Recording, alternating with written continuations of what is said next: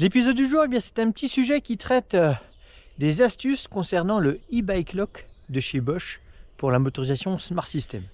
L'e-bike lock, c'est une fonction qui permet d'avoir son téléphone, à condition d'avoir un téléphone suffisamment récent. Par exemple, chez iPhone, il faut au moins une version 8 pour pouvoir en fait l'utiliser comme clé digitale pour son vélo.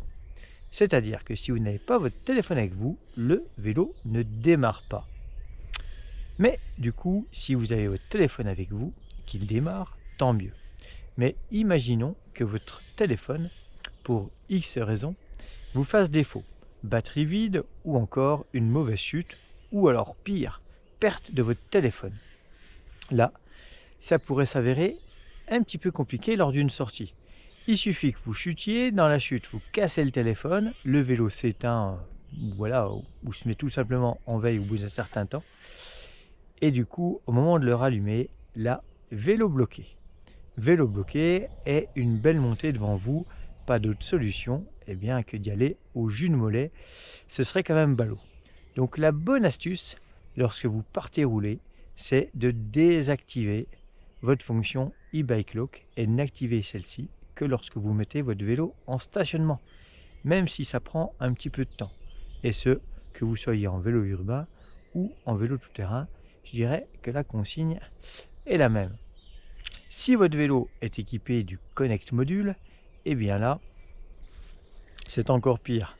Vous n'aurez pas d'autre choix que de tout désinstaller à chaque fois, parce que si vous partez rouler et qu'à un moment donné, la batterie du téléphone commence à être faiblarde, il vaut mieux tout désactiver à mon avis, c'est beaucoup plus sûr.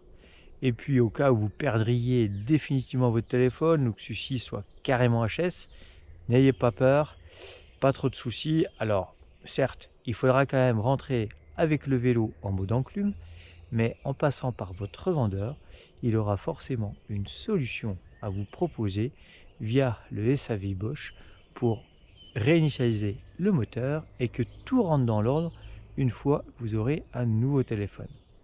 Donc voilà, j'espère que ces petites astuces et conseils vous auront été utiles. Je pense que certains d'entre vous sont déjà fait avoir. Le téléphone qui tombe en panne, plus de batterie, on appuie malencontreusement sur le bouton power à un moment donné, le vélo s'éteint, on va pour le rallumer, et là, game over.